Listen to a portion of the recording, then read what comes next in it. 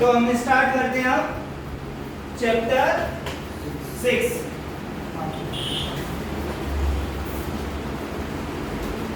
Chapter 6 triangle, त्रिभुज।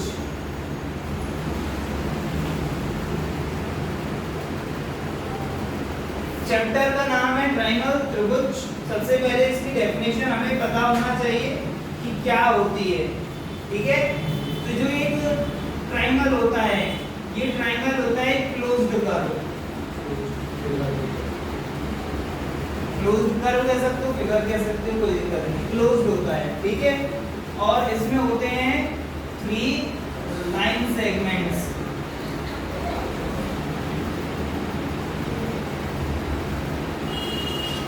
एक बंद आकृति है,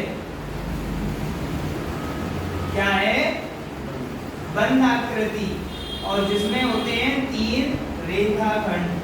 क्या होते हैं? 3 रेखाखंड, ठीक है। कैसे? इस तरीके से A B C बंद है, कहीं से ओपन नहीं है। ओपन का मतलब, खुले होने का मतलब कुछ इस तरीके से, ये ओपन है, मतलब अगर आप इसमें चलना प्रारंभ करेंगे तो घूमकर वापस उसी पॉइंट पर आ सकते हैं। ये है क्लोज्ड, मतलब बंद, ठीक है। ओके, अब इसमें हमें दिख रहा है कि 3 रेखाखंड होने चाहिए। 3 रेखाखंड कौन कौन से हैं? 3 लाइन सेगमेंट। तो जो आपके लाइन सेगमेंट्स हैं, रेखाखंड, वो कौन कौन से हैं? एक तो है AB, एक है BC और एक है CA। अभी मैं एक ऑर्डर में लिख रहा हूँ। यहाँ पर आप कैसे भी बता सकते हैं, आप AB को BA भी बोल सकते हो, BC को CB भी बोल सकते हो, AC CA कुछ भी बोल सकते हो, ठीक है। बट ये 3 है कुल मिलाकर। और जहाँ भी लाइन सेगमेंट या लाइंस इंटरसेक्ट करती हैं तो वहाँ एंगल्स जनरेट होते हैं, एंगल्स बनते हैं, कोण बनते हैं। तो त्रिभुज में कोण भी कितने होते हैं? कोण कितने होते हैं? 3 होते हैं कोण, एंगल्स। और एंगल्स कौन कौन से हैं यहाँ पर? कौन कौन से हैं? देखो ध्यान से, एक एंगल है ये वाला, इसको कैसे बोलेंगे हम? एंगल ए तो बोलेंगे, लेकिन ऐसे नहीं बोलेंगे। इससे एक पहले वाला मतलब बी, और इसके बाद एक सी, एंगल BAC। जब हमने लिखा एंगल BAC मतलब एंगल कहाँ बन रहा है? ए पर, ठीक है। कहाँ बन रहा है? ए पर। देन सेकंड अगर हम देखते हैं तो सेकंड एक एंगल बन रहा है एंगल बी पर, एंगल ABC, ठीक है। फिर एक बन रहा है सी पर, तो हमने लिखा एंगल BCA। ये 3 एंगल है हमारे पास, समझे? 3 साइड्स हैं, मतलब 3 रेखाखंड बन रहे हैं। उन रेखाखंडों के काटने से क्या बन रहा है? एंगल या कोण। अब ये जो रेखाखंड है, ये रेखाखंड आपके क्या कहलाते हैं? साइड्स कहलाती हैं, भुजा। क्या? त्रिभुज की भुजाएं। तो त्रिभुज की भुजाएं कितनी होती हैं? कितनी होती हैं? 3। कोण कितने हैं? कोण कितने हैं? और साइड्स कितनी है? भुजाएं कितनी है? 3। क्लियर है? इसमें कोई कंफ्यूजन नहीं होनी चाहिए। अब इसके बाद हम आगे बढ़ते हैं। आगे हमें समझना है त्रिभुज का क्लासिफिकेशन, वर्गीकरण, classification of triangle.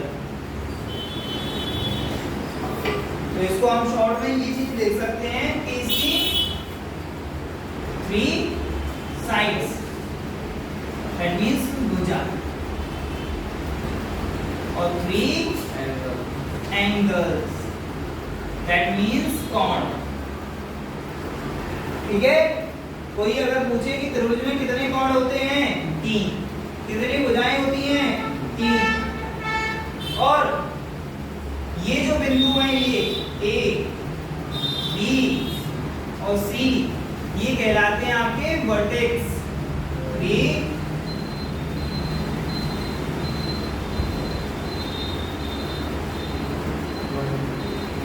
What is this, plural में व्हाट इज दिस, सिंगुलर में वर्टेक्स। इनको बोलते हैं शीर्ष। क्या बोलते हैं, त्रिभुज में कितने शीर्ष होते हैं, आयत में कितने होंगे, 4। ठीक है, रेक्टेंगल में कितने होंगे, स्क्वायर में कितने होंगे, और सर्कल में कितने होंगे, इनफाइनाइट। कितने, ओके। अब इसका पढ़ना है, हमें थोड़ा समझना है क्या, क्लासिफिकेशन। क्या समझना है,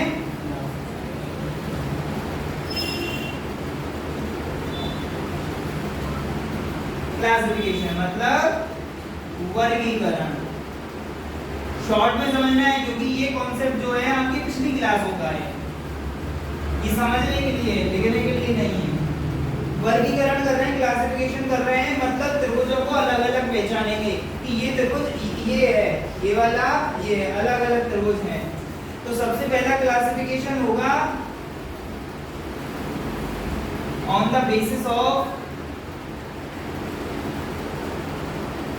साइड्स। किसके बेसिस पर, साइड्स, मतलब भुजाओं के आधार पर।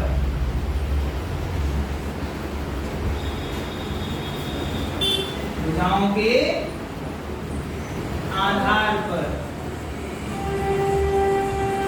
कितने टाइप के होते हैं, बताया आपको, 3। कौन कौन से,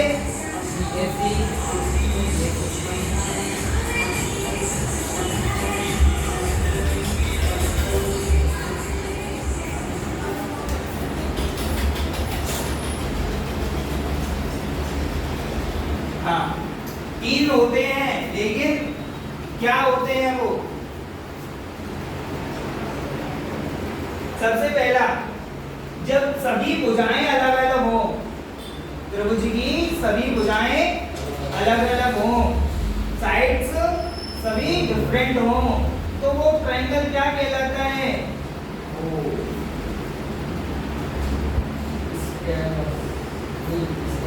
scalene.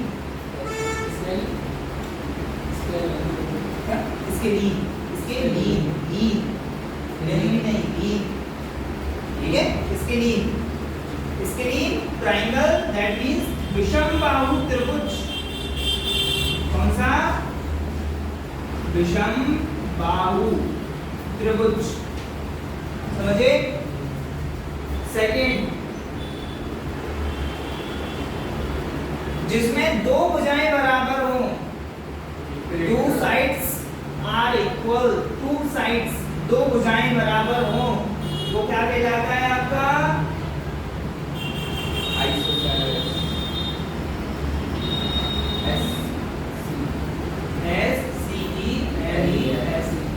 Isosceles, isosceles triangle, that means समद्विबाहु। हिंदी में तो बहुत आसान है, बाहु मतलब भुजा, द्वि मतलब 2, सम मतलब समान, 2 भुजाएं समान, समद्विबाहु। विषमबाहु, बाहु मतलब भुजा, विषम मतलब अलग अलग, सभी भुजाएं अलग अलग। ठीक है, और 1.3 दैट मींस थर्ड होगा जिसमें सभी भुजाएं बराबर हो, इक्वल हो, इक्विलैटरल, और हिंदी में बोलेंगे समबाहु। सब अलग हो तो विषमबाहु, और सब समान हो तो समबाहु। तो क्या बोलेंगे, इक्विलैटरल।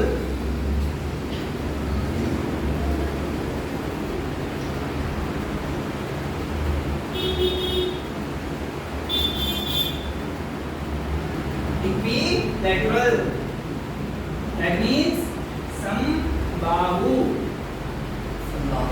समबाहु त्रिभुज। ठीक है, ये पता होना चाहिए। आप त्रिभुज पढ़ रहे हो, आपको ये नहीं पता कि ये त्रिभुज भी होते हैं कुछ, और क्या होते हैं, कैसे होते हैं। हम पढ़ रहे हैं साइड के बेसिस पर, साइड, क्योंकि ट्रायंगल में दो ही चीजें हैं, एक तो एंगल है और एक साइड है। ठीक है, एंगल के बेसिस पर अभी पढ़ेंगे, पहले हमने साइड देखा। तो साइड में हम क्या देख सकते हैं, या तो तीनों बराबर हो जाएं, या कोई दो बराबर हो, या फिर कोई भी बराबर ना हो। यस और नो? तो अगर कोई भी बराबर नहीं है तो वो ट्रायंगल कहलाएगा स्केलिंग ट्रायंगल, स्केलिंग ट्रायंगल।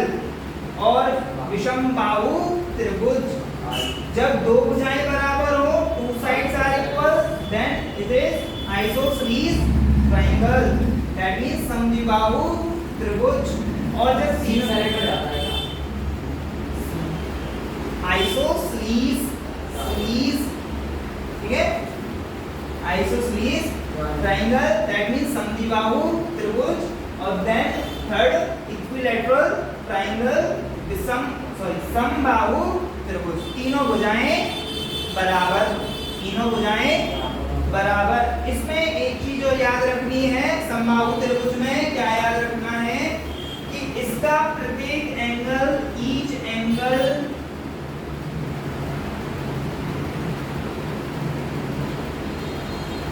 प्रत्येक कोण वो 60 डिग्री का होता है। एवरी एंगल कितने का होगा? 60 डिग्री। ठीक है, और त्रिभुज के तीनों कोणों का योग कितना होता है? 180 डिग्री होता है। The sum of the interior angles of triangle is 180 degree.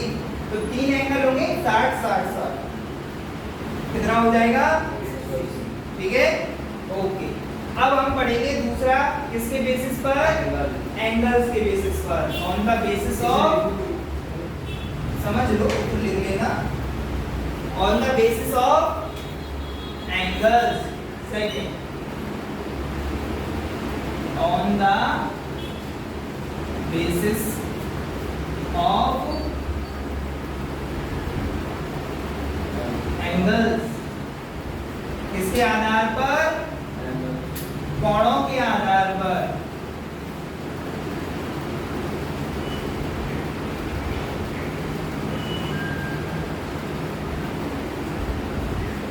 कोणों के आधार पर कितने प्रकार के होंगे? तीन। जल्दी से नाम बताओ।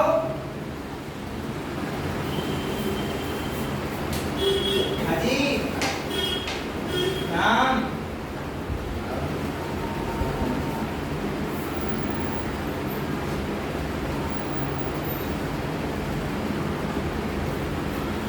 एंगल कैसे कैसे होते हैं, कैसे हम अलग करते हैं एंगल्स को? एंगल एक होते हैं एक्यूट एंगल, न्यून कोण। एक्यूट एंगल, न्यून कोण, जो 0 डिग्री से 90 डिग्री के बीच में होते हैं। एक होता है आपका ऑब्ट्यूज एंगल, अधिक कोण, 90 डिग्री से ज्यादा, 180 डिग्री से कम। और एक होता है राइट एंगल, समकोण, कितने डिग्री का? 90 डिग्री का। ठीक है, तो इसी बेसिस पर ट्रायंगल तीन टाइप के होते हैं। अगर सभी एंगल, सभी कोण न्यून कोण हैं, all the angles are acute, all the angles are acute, then the triangle will be acute, acute angled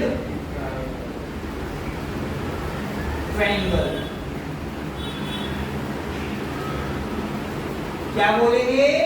न्यून कोण त्रिभुज।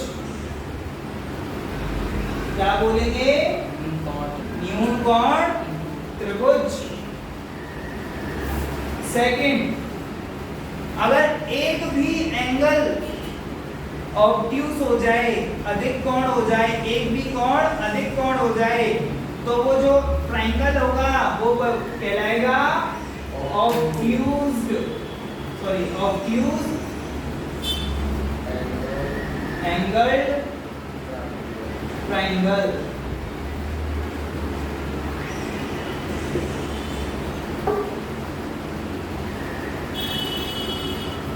क्या बोलेंगे? अधिक कोण त्रिभुज। क्या बोलेंगे? अधिक कोण त्रिभुज में केवल एक कोण ही अधिक कोण होगा, उससे ज्यादा नहीं हो सकते। In the obtuse angle triangle, there will be only or exactly one angle will be obtuse, 90 degree से बड़ा, greater than 90 degree. This is acute angle, this is obtuse angle। ये जो एंगल है ये 90 डिग्री से बड़ा है, यहाँ पर सभी 90 डिग्री से छोटे हैं। ये जैसे ही बड़ा हुआ तो ये अपने आप ऑटोमेटिक छोटे हो जाएंगे। अगर इसमें से आपने इसको बड़ा करने की कोशिश की तो ये तो ट्रायंगल ही नहीं बनेगा। देखो ये वाली लाइन इधर जा रही होगी तो इधर तो मिलेगी नहीं, और नहीं मिलेगी तो ट्रायंगल। इस वजह से कह रहे हैं कि ऑब्ट्यूज एंगल ट्रायंगल में केवल एक एंगल ही ऑब्ट्यूज हो सकता है, एक से ज्यादा नहीं हो सकता। देन थर्ड बहुत ही इंपॉर्टेंट ट्रायंगल, जिसके ऊपर आपके दो चैप्टर इस मैथमेटिक्स के टिके हुए हैं, ट्रिग्नोमेट्री, त्रिकोणमिति, वो पूरे इसी ट्रायंगल के ऊपर हैं जो अगला वाला हम पढ़ेंगे। और इसमें क्या होता है कि एक एंगल राइट एंगल हो जाता है, 90 डिग्री का हो जाता है। क्या हो जाता है? 90 डिग्री का, मतलब समकोण हो जाता है, तो इसको बोलते हैं राइट एंगल्ड ट्रायंगल, समकोण त्रिभुज। क्लियर बात? इसकी शेप कैसी बन रही होगी? कुछ इस तरीके से। ये एक एंगल 90 डिग्री का होगा। इसमें भी वही कंडीशन कि समकोण त्रिभुज में केवल एक कोण ही समकोण हो सकता है। बिल्कुल, केवल एक कोण, ठीक है। There will be only one right angle in right angled triangle। Clear? कोई कंफ्यूजन नहीं होनी चाहिए। और इसमें ही हम डिफाइन करते हैं, ये राइट एंगल बन रहा है, राइट एंगल के अपोजिट जो साइड होगी ये, इसको बोलते हैं हाइपोटेनियस, या फिर बोलते हैं कर्ण। क्या बोलते हैं? कर्ण, ठीक है। और इसके अलावा जो दो बच गए इनको बोलते हैं लेग्स। क्या बोलते हैं? लेग्स। हिंदी में बोलते हैं पद होता है ना, पैर का जो पर्यायवाची होता है उस तरीके उसका पाद।